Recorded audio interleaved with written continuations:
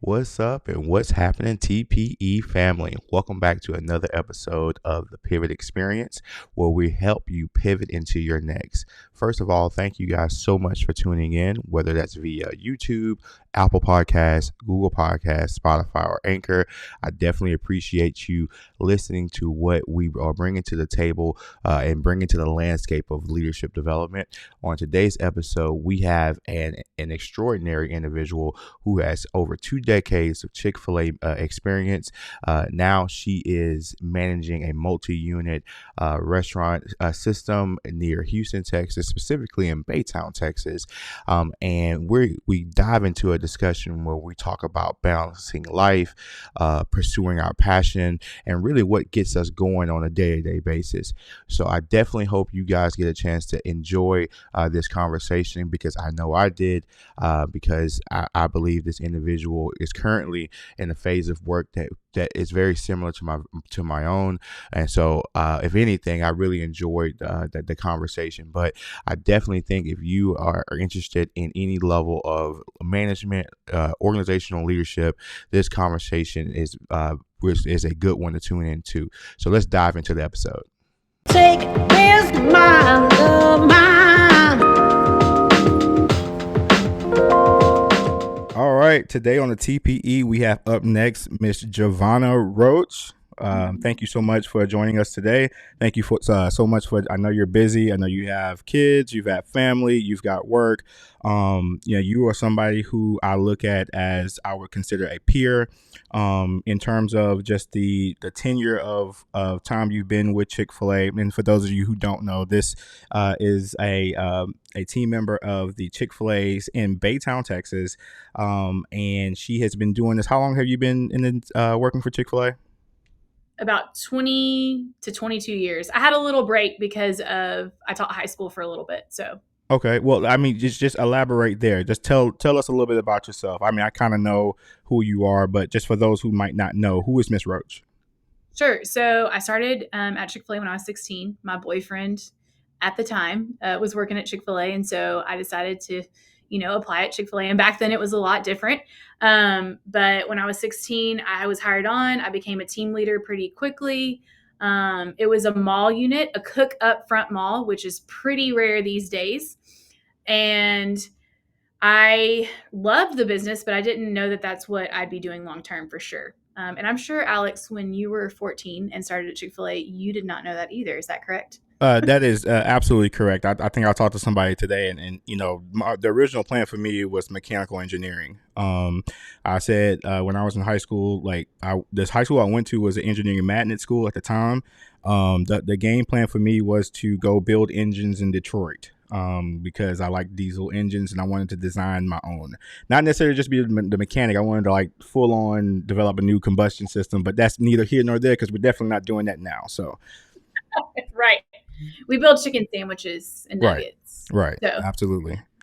but I thought that I wanted to be a teacher and a coach. I played high school volleyball. I actually got a scholarship to a school in Mississippi to play college volleyball. So I went and played college volleyball. I would work every single break. That's how I survived. That's how I got money to eat out, gas money, things like that for college. But so I worked Chick-fil-A intermittently all throughout the breaks.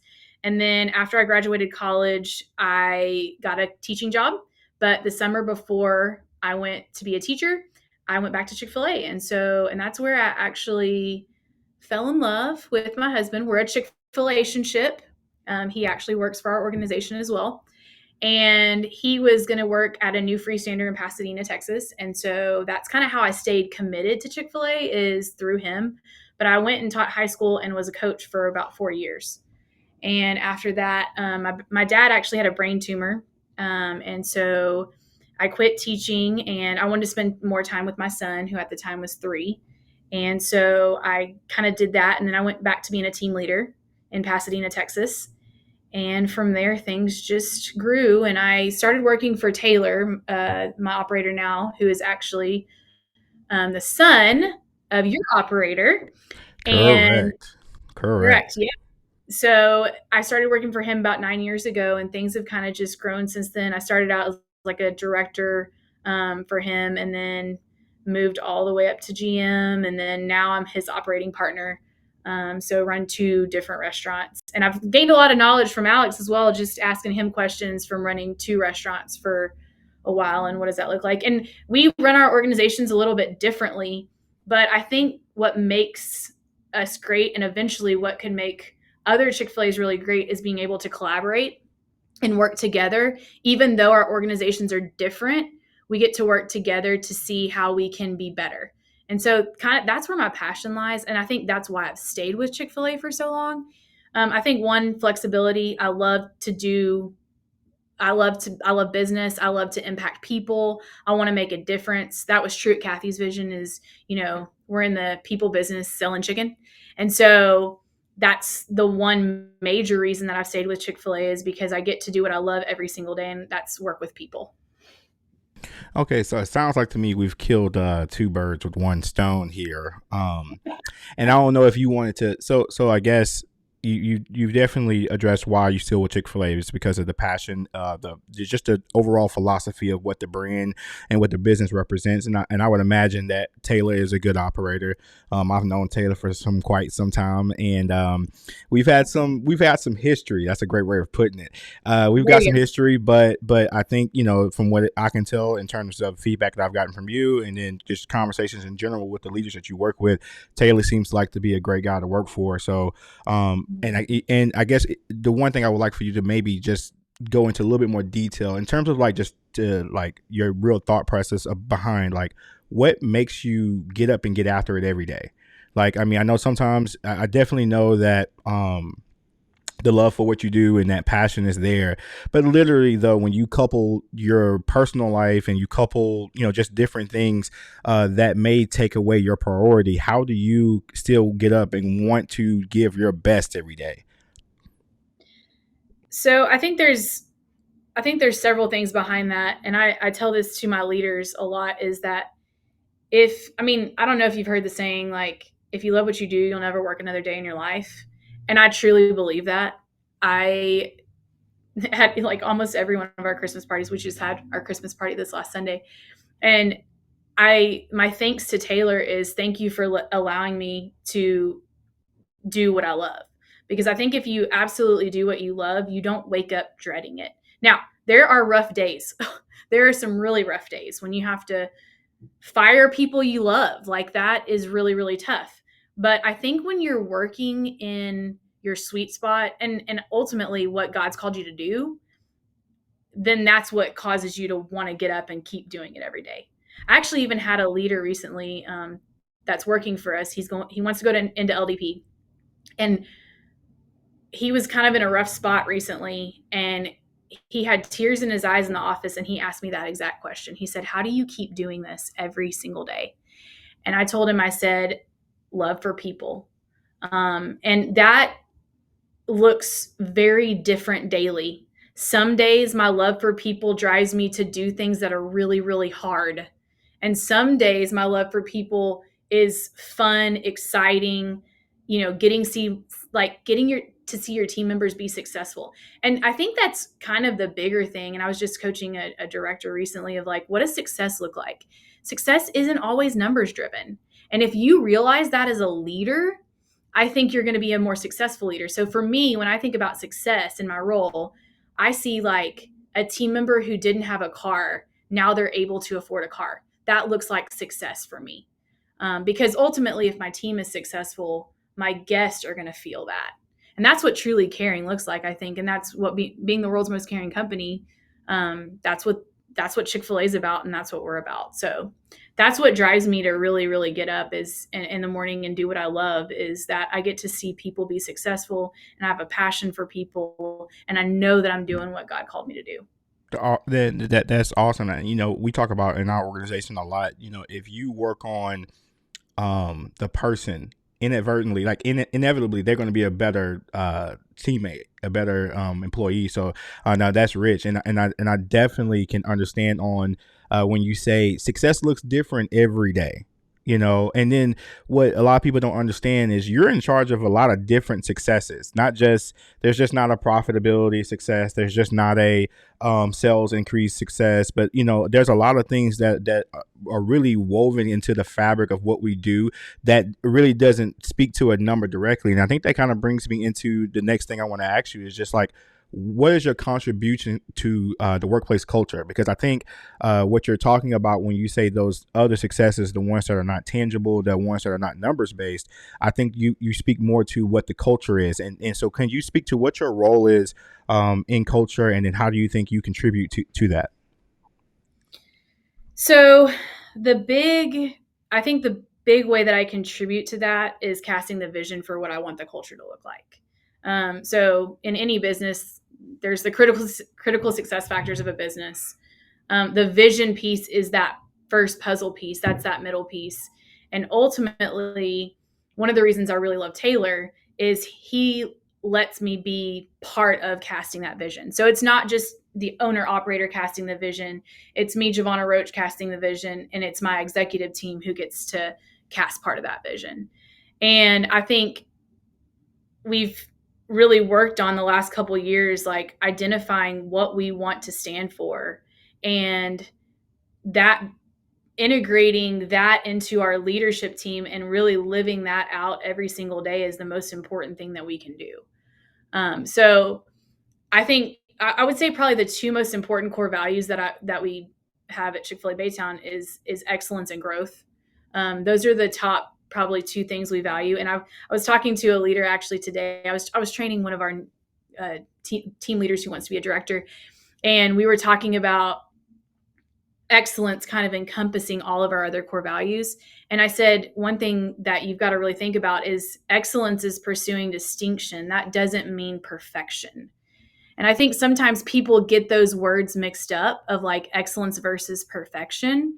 And I don't think that that's something we'll never achieve perfection, but we can achieve excellence. And so I think my biggest part in that is casting the vision. And then I think the next part that I play in that is knowing the stories of my team members. Because ultimately, if you care deeply about your team, they'll care deeply about your business. And so I try to tell my team members, and one thing that I do is try to connect with each team member on at least one thing. If you like movies, connect with them on that. If you are both math nerds, connect with them on that. Like whatever it is that you're passionate about, somehow find a way to connect with your team members on that.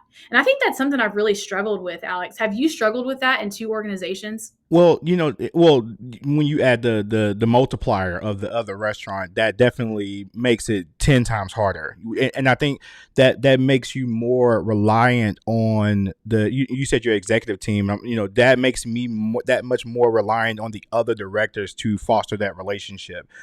Because I think you hit the nail on the head when you said, just find one thing. That used to be my big calling card. Like, hey, I might not know your entire life because realistically, how effective can I be knowing 200 people's entire story? But I can be really effective if I said, hey, I at least know one thing that you're interested in, and I'm interested in that too. And so at that point, I can have a genuine, in-depth conversation. If you like Marvel movies, let's go at it. If you like, you just said engineering, mechanics, cars, sports. I use sports a lot, and that usually resonates with a lot of the team members. And so it's like you try to find that single thread of connectivity, because realistically, you realize you can't do all of it with everybody. I think we went to something recently, and I don't know if you guys went a few years ago in Lake Charles, and that they brought in a speaker, and they said you truly are only effective with 7 people. Like truly effective with 7 people. And so for me, it's that, how do I multiply that effectiveness? And I think that goes into leadership development. And I think you may have mentioned that in a few instances during you were talking, that you kind of steward leadership development in your restaurant. And I assume that that adds to culture. Can you can you speak to your role in leadership development? And I know this is not exactly on the list of questions, but can Yeah. you speak to your role in leadership development?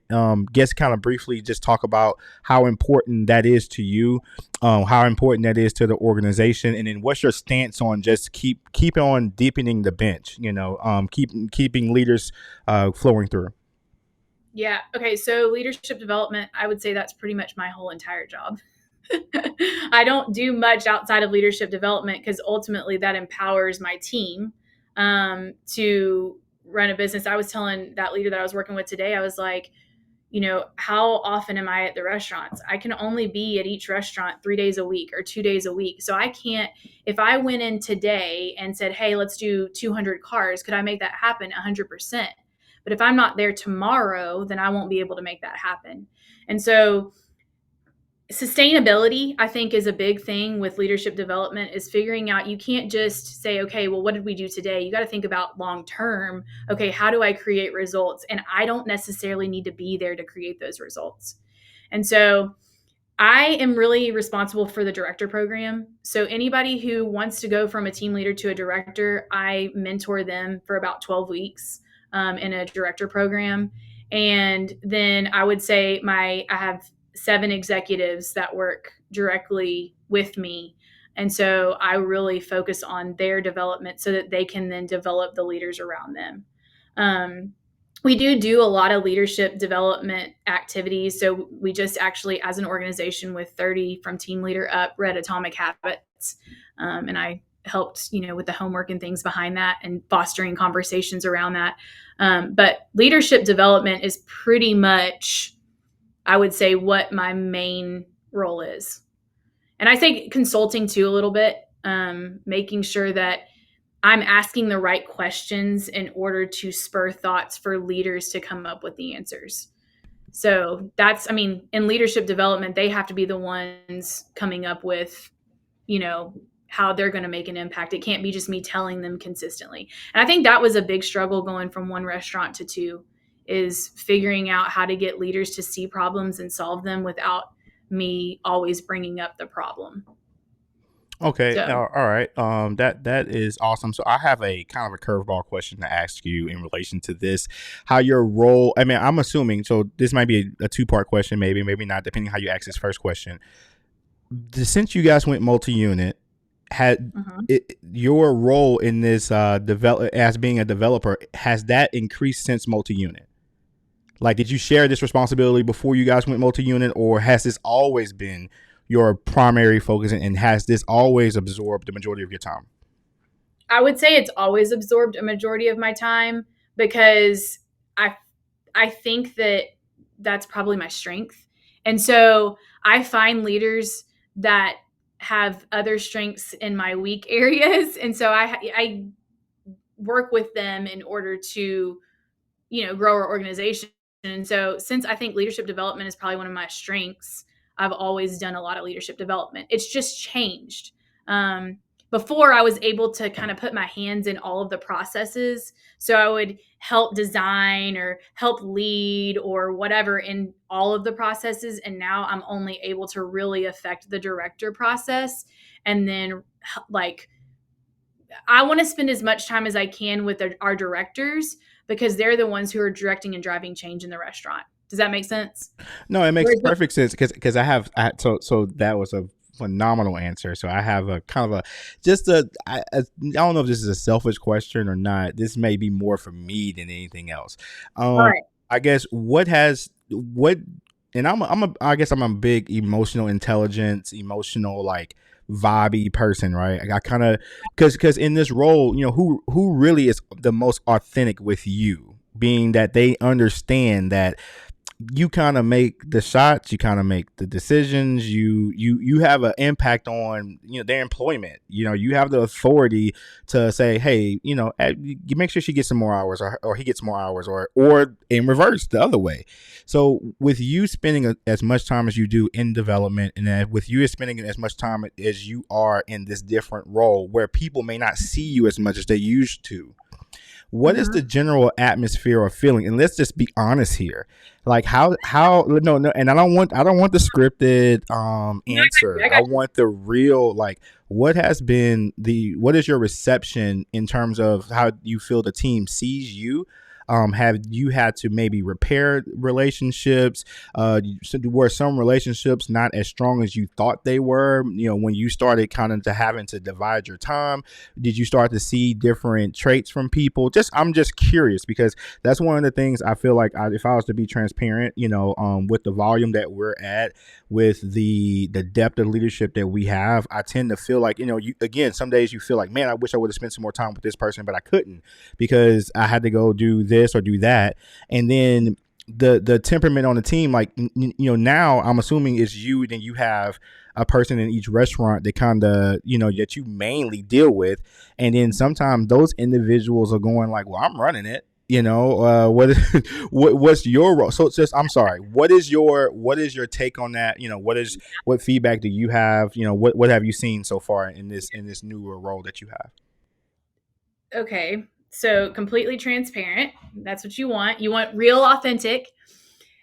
It's been difficult. I think that, before, when we were all in one restaurant seeing each other every single day, I think one thing that I've realized, I was able to make a deeper impact on our team members. And so one thing that we're looking at doing right now is like having a growth path for every single team member, especially all of our full-time ones, our full-time team members, because they're there every single day. And we want, like, that's part of our employer brand statement, that we're going to help our team members achieve their dreams. And so if we don't even know their dreams, how can we help them achieve them? But that's been difficult because one of my GMs, he was like, well, that's just not really that possible. That's just, and I had a conversation with him recently about a team member, and I told him, I said, I feel like we're not living up to our end of that bargain, because this team member is coming in, we can tell that they're miserable, and I only see them 2 days a week. So I know, like, I'm not seeing them 5 days a week. And what? I want to interject there. Okay. And I know the dynamics of your GMs. You might have one near you, and then the relationship of the other one is that sticky too, right? And so the question is, and I want to speak to this specific example. When you said to that GM, hey, that team member looks miserable, transparently, how did that GM take it, given that you've only seen that person 2 days? You like the GM is seeing them every day. They're seeing what they're performing every day. They're seeing their good days. They're seeing their bad days. And then you come along, Miss Ma'am, and say, "Hey, I love I'm just," because here's the deal. I deal with it. This is the reality of this level of leadership. I deal with. I come in, and it might just be for 5-10 minutes. And again, I am heavy in emotional. Like, hey, what that's off over there, or they're not as chipper as they usually are. And so when you recognize that and you point it out, how do those figureheads take it initially? Maybe after you talk them through it, talk them off a ledge, maybe, but how do they take it? Well, in this specific instance, he told me, you're right. And I said, ultimately, I said, like, I had a sit down conversation with that team member. I said, hey, you look miserable. Like, this team member filled out our scholarship application. She's 24, wants to go back to school. Like, there's some things going on. I figured out those things, but I'm like, why did it take me sitting down with her, which I can't do with every team member anymore? And I think that's the difficult part, is what I realized was I was doing that with every team member, and that's not realistic. Does that make sense? No, it makes perfect sense. But here's the deal, though. Here's the catch, right? So you realize what you offered to the team in your while being there. Which would you agree that the team needs that, right? Your team needs somebody, whether it's you or not, that's going to step up and say, "Hey, man, I'm interested in you. I'm interested in your success. And you know what? It looks like you're having an off day. It doesn't look like you're walking in the path that correlates Right. with your success, right? But Right. now that your time is divided, you don't have the opportunity to be able to see those opportunities as often. And then now, hold on, wait. Here's the deal. You're what, 12 months in, just about, right? Just about. Well, So you might start recognizing some things 6, 7, 8 months out, and your GMs are working hard. They're working hard. They're controlling the business. They're running the business. And now Giovanna has gotten a wild hair and said, "Hey, we're not doing this well enough." How does that? How is that tension? And I don't even want to call it tension. It might not be tension. I could be imagining things. But how is that interaction? Because and I know it's not exclusive to this one situation. There's probably Right. several situations that happen in a restaurant where you have some people that you trust. I think there's mutual trust. There's mutual respect there. And then Right. you might not be there with boots on the ground as often as they are in the Right. individual restaurants, but then Yeah. you levy your opinion, or you levy your thought process on that. How is Mhm. that engagement between you and those individuals given that context? I mean, I would say sometimes rough. And I think that's where and you kind of hit the nail on the head. So just so you know, Alex is speaking that my husband is one of the GMs, and Neff is my other GM, and he's been with me since he was 16 years old. And so he's 25 now, so we've been together 9 years. So we have a lot of history. There is a lot of history on both of my GM's ends, which can be a blessing and a curse. A blessing in the sense of we know that we love each other, we care about each other, we want each other to be successful. But then on the other side of that, they know me really well and I know them really well, and I know the things that are going to drive them crazy, and I drive them crazy a lot because I want to create change. I want us to see us get us like to see us be better. And that can create a lot of friction. And to be 100% transparent, Alex, I had to have a conversation with Taylor and each one of them 2 months ago because I'm driving them nuts and they're driving me nuts. And we had to have that conversation of like, okay, how do we do this but maybe not drive each other so crazy? And I think the realization that we came to is like, for me, the way I handle conflict is I get sometimes, because I'm so passionate about whatever it is, I can be emotional, and not like cry emotional, emotional in the sense of maybe the words that I used aren't the best. And so because I know them both so well, I can say, hey, that was terrible. When in reality, that's not a good way to to put what actually happened. And Well, so, can I interject there? I think the rub is, and please correct me if I'm wrong in this. right, So I'm gonna assume you assume the second highest stakeholder in the restaurant, right? I right. mean, there's Taylor and then there's you, right? And then now you're entrusted to partner with casting vision to your Hmm. restaurants. Now, Right. I'm going to go out on a limb and say the clientele and customer base at one restaurant is different from the clientele and customer base from another, right? It's almost like your stores because we have one that's a community store and one's a highway store. So Right. yes, Right. And then to further go up, let's go down the rabbit hole a little bit further on that. So you've got one type of team and then you've got another type of team, right? And and right, and both team have had to probably, in your most objective opinion, have great assets. But one team might be better at something than the other. Just being honest, right?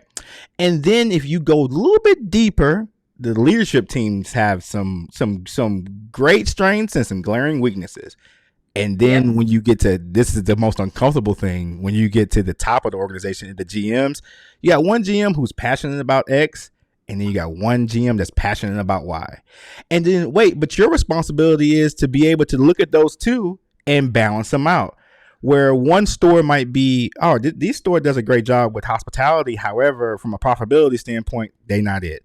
And then another store might be very efficient, they might have the opposite quality. And then wait, and it's not like y'all are like cities apart. Everybody's within reach of each other. Everybody's a text away. So if you come in one store focusing on one thing, and then you go to the other store focusing on another, and then those two start to talk to each other, and then wait, not that's not even include the personal dynamics that y'all have going on there, right? And right. then so it's a lot of calamity. And I think the thing is, and for me, I'm gonna be honest with you. My mother says I do this because it's therapeutic, and it is in some sense.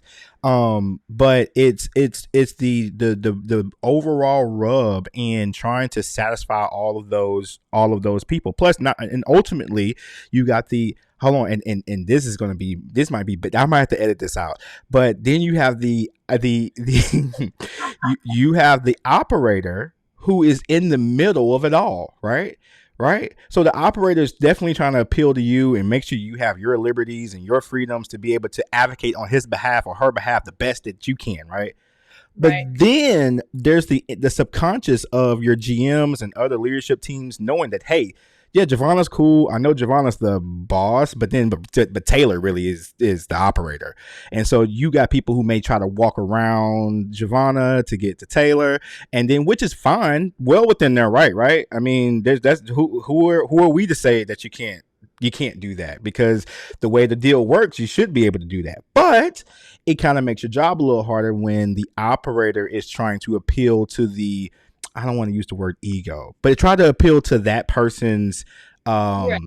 boosting their confidence or boosting their Right. morale. So and I don't even think we're going to get to any resolution other than putting all of these words on the table for us to rant about.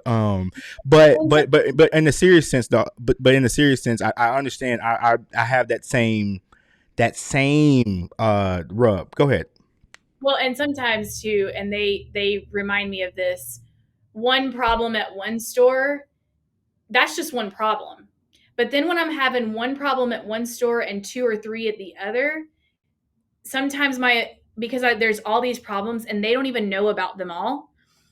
They're like, it's like, when you blow up on your kid, but it was really like the two things before that happened that had nothing to do with your kid that caused you to blow up on your kid, because that was the last straw. Like, this problem, okay, not a big deal, but this problem coupled with these other problems, sometimes the wrong person gets the bad end of the stick because they're just the last one to be the last problem at that day, on that day. And and so, and not including your touch and go interactions with team members where they don't have any context of the issues that you're dealing with, but if they ask you a question, you're expected to respond, because you can't unload on them. I mean, you just can't. So it's a lot. I mean, at the end of the day, and I'm hoping, as we're talking through this, and again, selfishly hoping, the audience will hear our hearts and understand that we're coming from the best place that we can, and we're doing the best that we can, right? All right, so I'll get off my soapbox a bit there, and I'll move on to another topic. How do you view the numbers? I know we just said that, your main deal is people. We're in a people business, but the way I look at the numbers is that the better we manage and increase the numbers, is the better opportunity we have to do business with more people, right? right, You know what I mean? Like if our true intent is to help grow people and help people find their purpose, I'm sure we want to be able to do that with the people that we have currently, and we want to grow that ability. right. And so when I look at the numbers and how I couple the numbers into what we do from an organizational standpoint, that's one of my leading thoughts. So what is your mindset around leveraging the numbers in your business, and just, what successes have you seen doing that? Okay, so I would say people is my number one priority. However, business have to be profitable. So at the end of the day, if you're running a business and it's not profitable, then you're not doing a very good job running a business. So I would say one of the things, Alex, that I wanted to share, because trying to figure out how to leverage all of the numbers, right? So especially in Chick-fil-A, there is a billion reports that you can look at. And interestingly enough, sometimes they say the same thing but differently. And so one report might tell you one thing and another report might tell you something else. And so I think all that data can sometimes get confusing. And so one thing that I did this year, which was an idea from one of my executives, was to have a scorecard for each executive. And the numbers that we said were important in that area of the business are what they report on each week. And so every Monday night or Tuesday morning, they have to submit it by Monday at 5. And every Monday night or Tuesday morning, I read their scorecards, and then I put notes in, and they're supposed to go in and answer those notes by the end of the next day, so that we can all be on the same page And that actually saves me from having to look at report after report after report after report after report. And then that's how we bring our business together and like what matters. So, for example, marketing this last year, we were really focused on percentage of transactions our Chick-fil-A won. And so we really wanted to try to hit 40%. So that's one of the things on my marketing scorecard that she reports on. And then she also puts things that could have affected those numbers, whether it was a marketing giveaway or, hey, we sent out a reward to X, Y, or Z people, or whatever to affect those numbers. And so, I mean, I look at business metrics every day, every hour, every week. But the business metrics that matter to us most, those are the things that my executive team is reporting on. And the GMs, their scorecard is a little bit more extensive because they're looking at a lot of different things: speed of service, order accuracy, OSAT,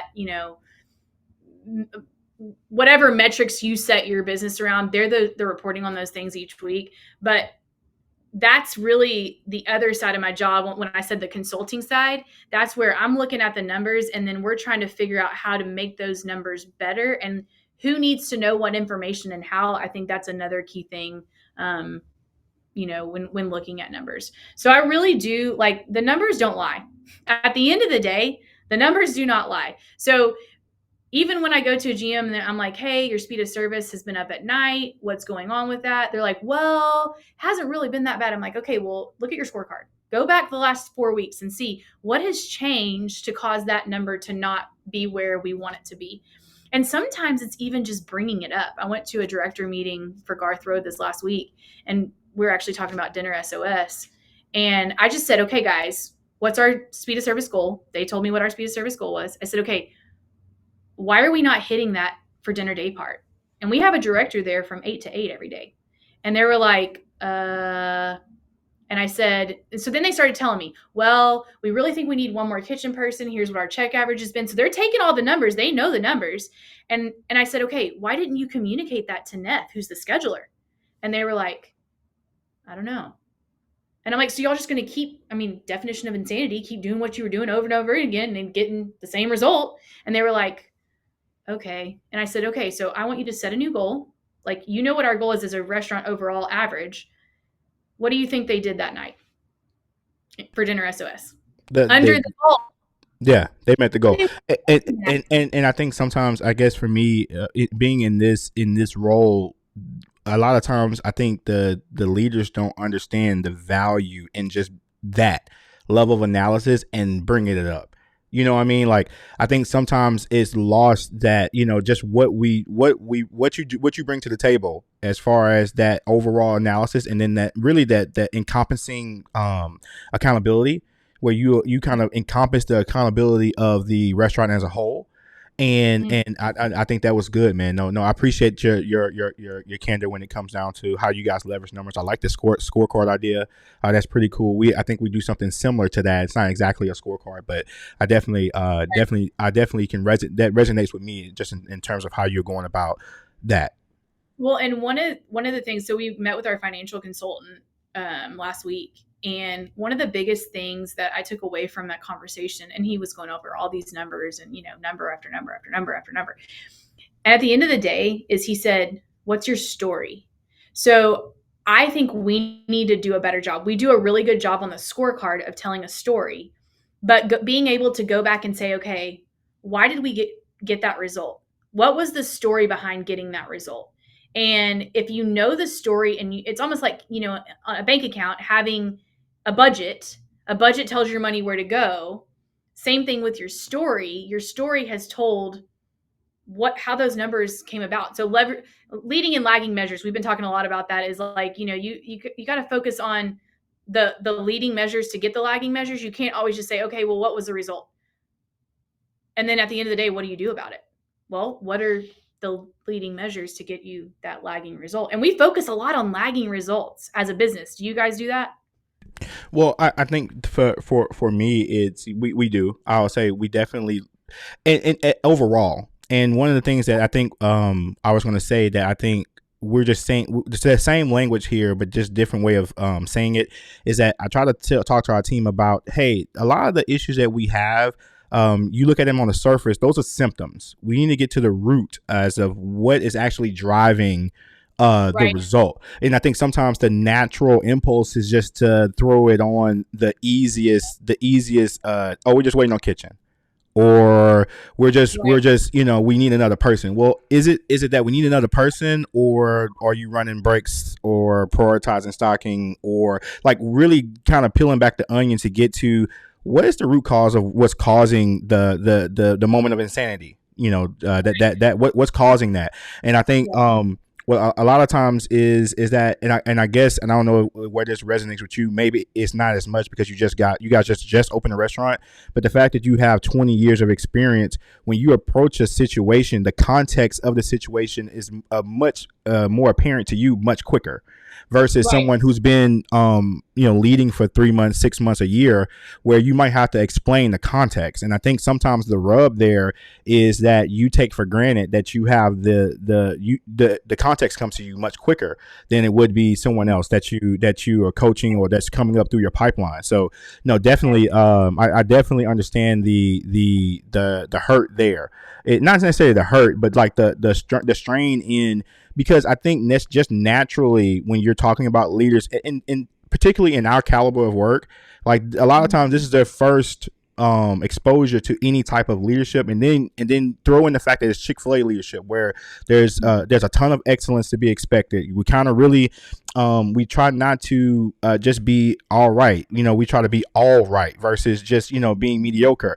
And so when you talk about sometimes the talent that our restaurants attract, in terms of what their background is, what their story is, you're working uphill, and that's working against. And now the beauty of it is you have the experience. You've dealt with a lot of people. You've had the experience in doing that. But sometimes though, I guess for me, it's just being careful to not impose my experience on someone who doesn't have that experience. And it's because it's like it's a revolving door, especially with over the last couple of years, turnover has been high, retention rates have been lower, so you're having to repeat certain things in your business more often, more Mhm. frequently than you did before. I mean, you just 12 months ago kind of turned over a new team. So you're Right. in terms of people who have been with you as y'all's current vision has been developing over the last 5-6 years, and your current Mhm. brand philosophy has been developing. There's people who might still be on your team that's been right there, and then you got somebody who walks in day one on into something that's been brewing for 6 or 7 years. And so Mhm. having good systems that kind of help you promote, and having good systems that help you get those thoughts across, even though maybe some people might not see those things as important. A Right. lot of times you have leaders who are focused on, that are focused in the operation, that they don't see the value in coaching vision or coaching certain just business foundations. But you still have to hold that mantle and make that important. So Right. that's awesome. So I think I know Yeah. the answer to this question, but I'm gonna ask it anyway. How would you describe your leadership style? Like, what would you say if you were to put a word on it, one or two words or a phrase? What would you call that? Okay, I wrote down several words for this. Okay. The first word I wrote down was intense. Okay. How do you feel about that? I You think okay I'm with well. My thing is I'm agreeable to that, and I feel like sometimes, to be honest with you, I know I'm intense, but I got to be careful of that because I feel like I burn people out. I feel like I wear them right? down. And I think there's seasons for that. When you're Right. stretching. Yeah. And that's what I've had to come be aware of. And I think those 7 people who I impact the most probably get the worst end of the stick of this, because there might be a month where I'm just dialed in, like Right. I'm super hammering on something, and then the next month I might just I might come off the gas a little bit, because I understand like the morale is starting to do this, and I'm like, hey, well, Right. we stretched to the result, we can take some emphasis off Right. of it. And they'll say that, hey, you're inconsistent. No, it's not. I'm not being inconsistent. You wouldn't want me to be on a 10 It's 12 months out the year. So funny that you just said that because Neff's actually listening in and he laughed because that sometimes you're like, that's inconsistent. I'm like, well, if you want me to be this intense 24/7, you're not gonna like that.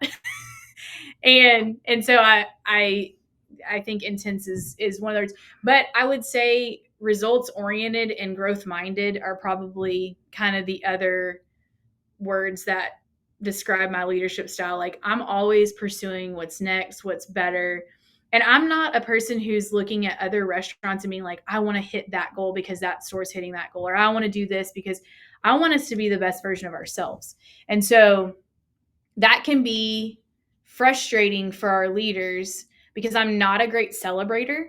And that's something I'm working on, is because they're constantly like, well, we're at a one at food safety at both stores. We got 95, 98, whatever Deloitte score. Like, all these things are so great. And they're like, but you, so when they bring me something, they're like, hey, we got a one. And I'm like, okay, great. Are we a one every day? Like, are we living up to that one? And that it can be frustrating to them. And so I'm working on being a better, like, okay, let me stop and celebrate. But then tomorrow I'm going to ask them questions about, hey, we missed, sanitizer concentration. And we still won, but we missed sanitizer. So tell me about that. Tell me what's going on with that.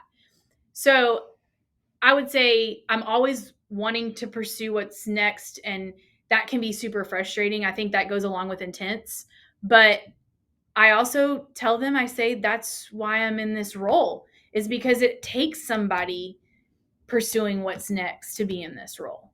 And if I wasn't pursuing what's next, then they should get worried, because then I'm like, okay, well, we've kind of hit our max at that point. And if I ever stop saying, hey, what's next? What's next? What's next? You should start to get worried that I feel like you might have hit your capacity as a leader. So I would say that's probably what describes my leadership best. Yeah, I think I get flack for that because it's hey, whoop de doo, we did 200 cars from 12 to 1. You know the record's this. Are we doing that every day? Are we approaching that? Are we currently even approaching that? And I think sometimes I don't know if you remember back in the day they used to have the acronym, the SERVE model. We still use this as a part of our leadership development curriculum, and like that reinvent continuously, like that to me is synonymous to all pursuing what's next. I know that's the correct terminology these days, pursuing what's next. But I think about it in the context of just how do we continue to be fresh? How do we continue to reinvent what we do? Yes, yesterday was great, but how do we reinvent what we did yesterday, today, to serve that guest better, to serve a better product, to be safer, to be all the different things that exist in the business? And I think sometimes what we're not say warring against, because that's a bold word, but what we're kind of up against sometimes is I think the majority of people don't understand what it takes to be excellent. And and I'm talking about excellence is not a singular event. It is a perpetual event that happens across multiple things. And Right. and I tell people all the time, I said, one of the most reliable things in your life right now is that iPhone, right? That when you pull it out your pocket, you expect that every time it's going to turn on. I'll be able to go to my applications and they work well. Like, that's excellence. You don't even appreciate or understand it. And I know that might be a very minor example of what that looks like. But then just kind of building off of that is one of the things that I try to do. Not just that example, but just I use multiple ones. But it's hard. It's particularly the brand that we serve. We're a global, nationally recognized brand for excellence. Essentially, they don't outright say it. They use all the other words to make it sound good, but it's really what it boils down to is just we're excellent in what we set out to do. And I think it's tough when and I can't say my life exactly mirrors this, but when you don't live a life that promotes that personally, and then you try to come to work and then put yourself in an environment with multiple people, multiple personalities, and make that happen. And so but I think Right. I think you, from the outside looking in, I think you do, it seems like you guys are doing a great job with doing that over there in Baytown. Okay. Thank you. um I'm going to go ahead and just ask the question. You are spending your time as best you can to serve these businesses, right? And keep the buckets full. How do you prioritize and balance family in doing this? What's your stance on that? What are the transparent hurdles? What are the hard things that you are encountering while trying to build these businesses in the responsibility that you have? Gotcha.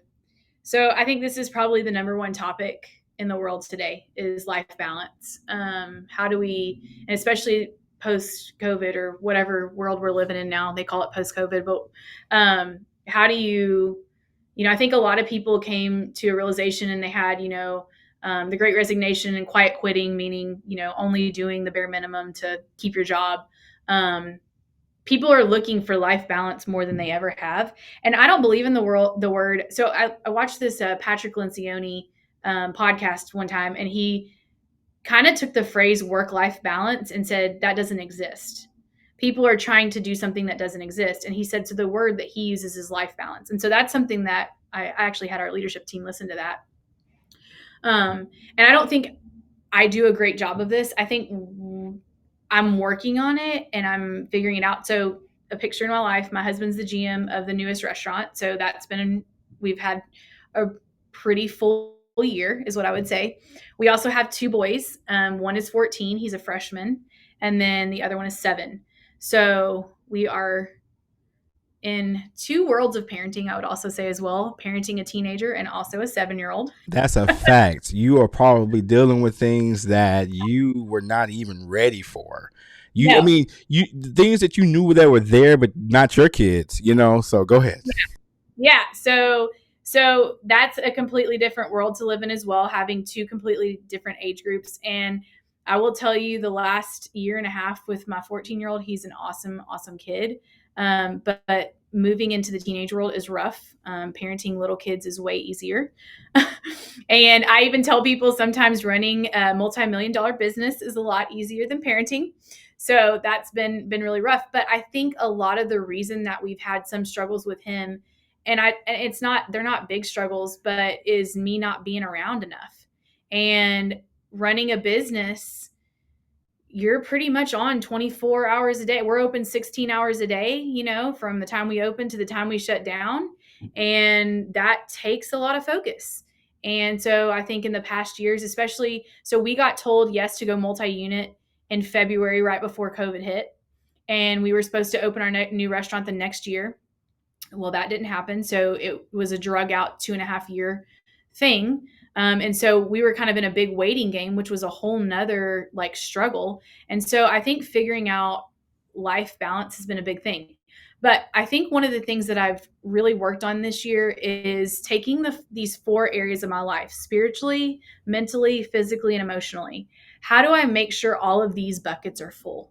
And kind of picking one thing in each bucket to make sure that I am hitting those things. And this next year, I've actually set really good goals in order to achieve those things, and not letting work completely control these 4 areas of my life.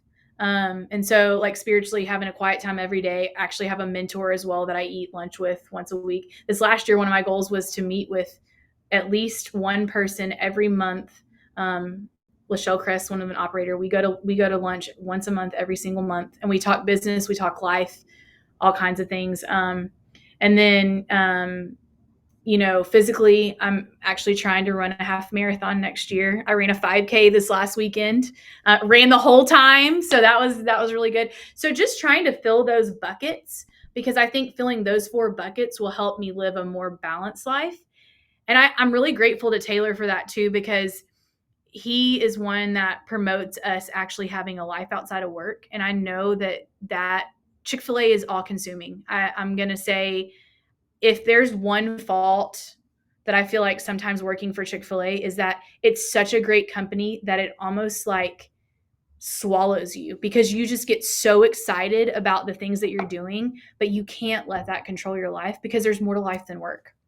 Yeah, so, and I definitely agree with that, and I appreciate the transparency, and I appreciate you being honest with me on that. And I think it's one of the things that I struggle with. I think, to be totally honest, I feel like my family has just gotten accustomed to the role. It's not so much that I've made the compromise. I try. I try to make the time happen when I can, but it's more so that, and I don't want to say if it's sad to say, but they just know, okay, if Daddy got his phone now, 50-50 chance. He's either on email, he's checking sales, he's talking to somebody, he's, there's something some level of engagement with the business, and honestly, my attention is not always there when maybe sometimes it should be, in conversation. And I try to, I'm thankful that my wife is understanding of my responsibilities, and she does a very good job of being like, hey, yeah, it's our time now, and I kind of got to, okay, you're right. Try to snap back and snap out of it. So, like I said, I appreciate that. So it sounds like it's you're just trying to make sure you. I mean, because for me too, I'm trying to make sure I touch on the health component. Because you can't do none of this stuff if you're not here, and and I think that's been one of my biggest struggles. Actually, that's probably one of the first things that goes out of the window. If I'm being honest, like Right. I can't see. Yeah, I can't see myself saying, well, I'm gonna hit the gym for an hour or two every day, and oh, wait, I gotta help the baby with homework, and then oh wait, though we gotta help the older one with, and then work is growing and growing. We're up 15-20% at both restaurants, and one restaurant's on pace for Symbol, and the other restaurant is not quite on pace for Symbol, but they're doing more volume than the store that's on pace for Symbol. It's a balance, and you understand your obligation to your operator. Super transparently, my operators called me while I was doing this, and it kind of sounded slightly urgent, and then I was like, well, it's not life or death necessarily, so I'm gonna just power through this, and then let the dust settle whenever I get done, and when I make the phone call, and I might edit that out too, but anyway, but I'm So a couple of suggestions on, I mean, I'm going to speak a little bit of like things that I've been working on, but one of the things that I just listened to a podcast was talking about include your kids in your work. So like talk to them about what you're doing. That helps them with growth, but that helps them understand too, like your responsibilities. So them not just like, oh, daddy's always on his phone, or oh, mommy's always on her phone. Sometimes I tell my kids like, hey, let me tell you about the struggle I had at work today.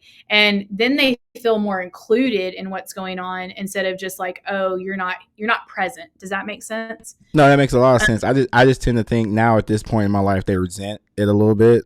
So I can definitely that's a great tip, and I definitely will take that and put that in the arsenal. But I just sometimes I go, my daughter just walks up, you working, and I might not even be working for real. Just seeing me doing something Right. on my computer makes this. I don't Yeah. say she gets triggered, but Right. that's yeah. No, my son, I was late to pick him up from church like a couple weeks ago, and it was a store related incident. And he said, oh, just work like always. Like they get used to it, but I'm trying to be better because I don't think that that's what life is all about. And I don't think that just because they're accustomed to it doesn't mean I shouldn't really work hard to get better. Um, so, That might I be the think mother. That might be the mother coming out in you. I don't know. like, But yeah, yeah, because I kind of yeah. So no. I totally get that, and like I said, I appreciate that tip. I think that's something I can definitely start leveraging. Just at minimum, exposing them to situations, whether they appreciate the connectivity or not. Just exposing them to different life situations, and kind of how I handle those things, and view those things. I think that would definitely be well worth it. Um, especially if they're in their teenage world. Like that's for Jackson. That's one of the things that I was working on some leadership development stuff one day. I was like, hey, you want to listen to this with me? And he was like, I don't want to. I said, no, just come listen. And he listened to the whole podcast that we were working on. And he literally gave me a question. He's like, hey, why don't you put this question on that sheet? And I was like, okay. And like, that made me feel like yes, I have to work. Like, I'm like, that's how you have all of these things. That's how you have this roof over your head. Like they have to understand that. And they're kids and they don't. But I think like work ethic, I learned that from my parents. I watched my parents work, work, work to get what they had. And so I'm trying to do the same things, even though for each kid it's different. Trust me on that. Like some kids, they see it and they're like, oh, great, I want to work like my mom or dad. And some kids, and they see it and they're like, I never want to work a day in my life because my parents look like all they did was work. But I just try to include them a little bit in what I'm doing so that they don't constantly think, oh, all she ever does is work, which Well, that makes a ton of sense, and I have to give credit where credit is due. My wife has said this to me several times.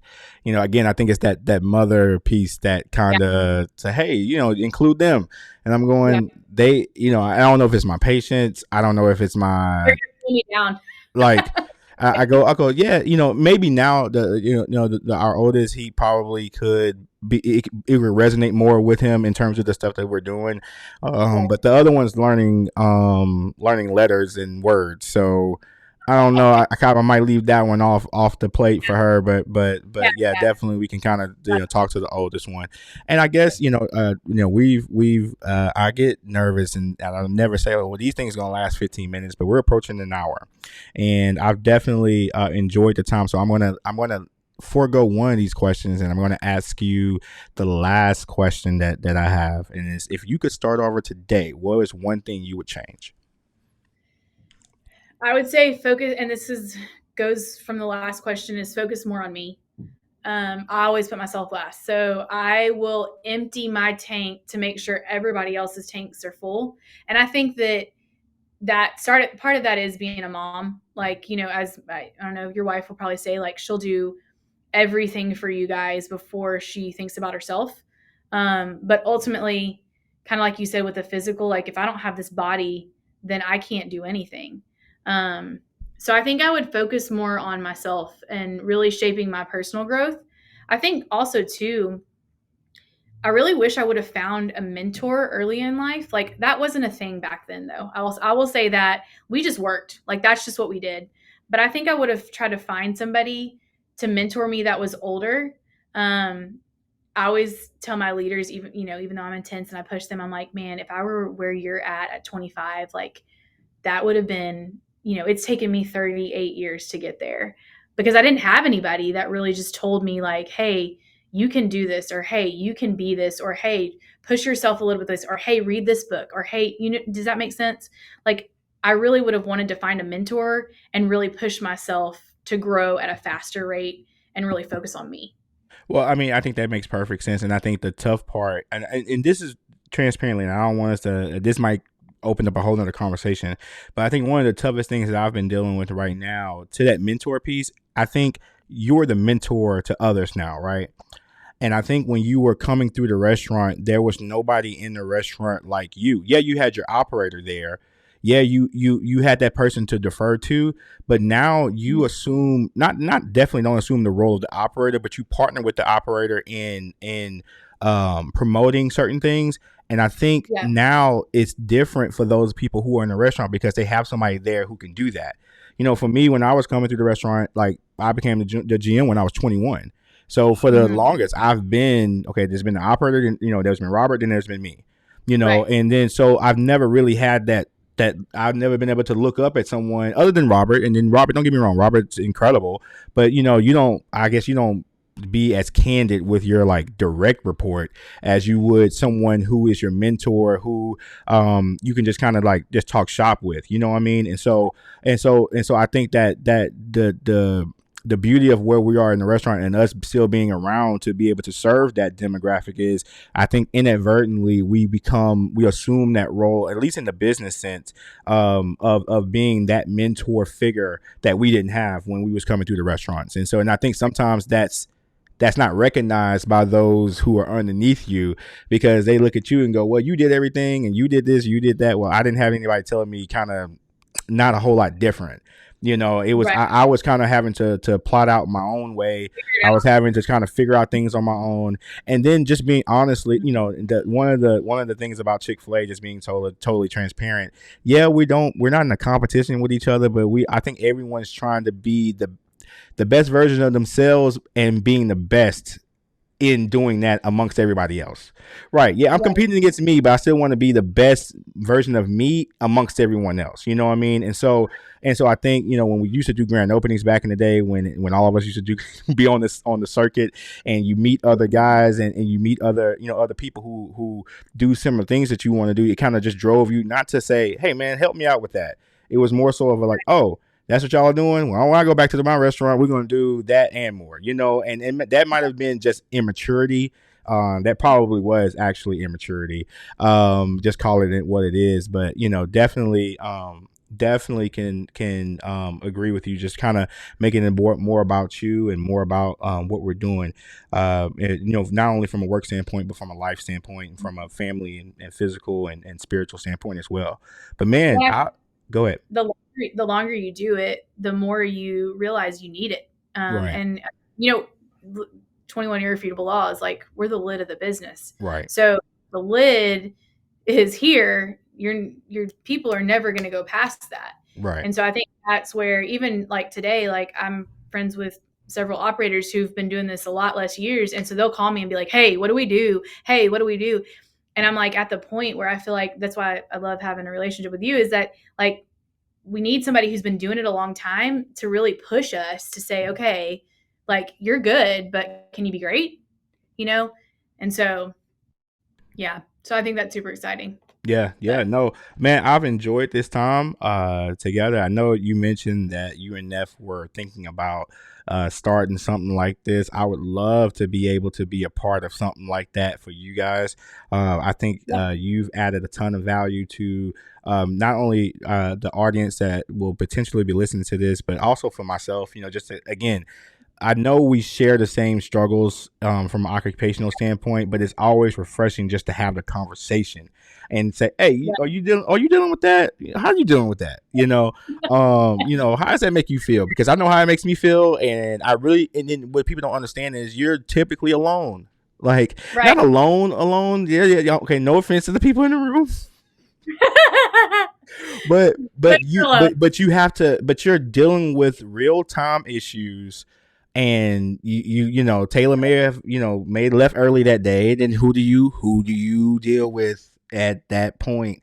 It stops with you. And so no, man, I think you're doing a good job, and I appreciate your contributions to the platform today, and I would love to be able to do the same for you all. Do you have anything else you would like to say before we officially close out? No, I'm super excited for whoever listens to this. If anybody who listens to this wants more information or, needs some insight or whatever, I love to do consulting on it. Like I help restaurants here and there. So I'm willing to partner with anybody. I like that.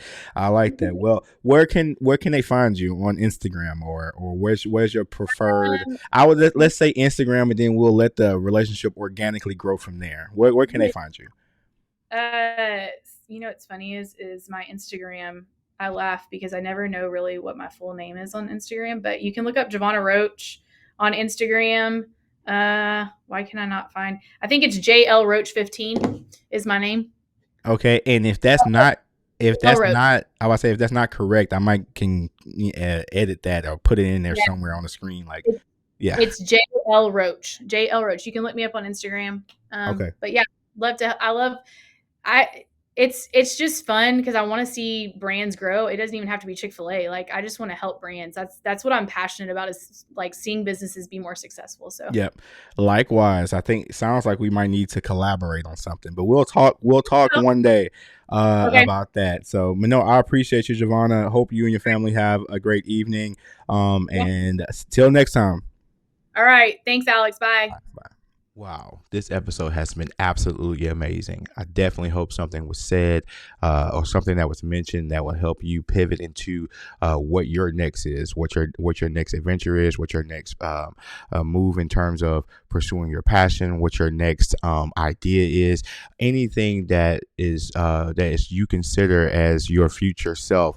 Hopefully this conversation helps stoke some ideas or stoke that fire that will help you move closer to whatever that goal is.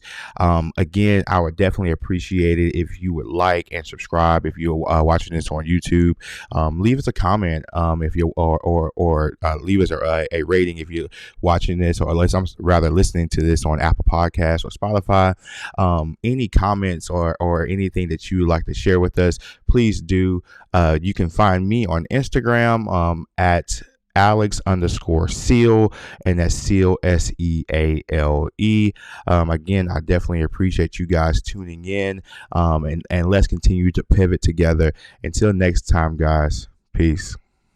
Take this, my love, my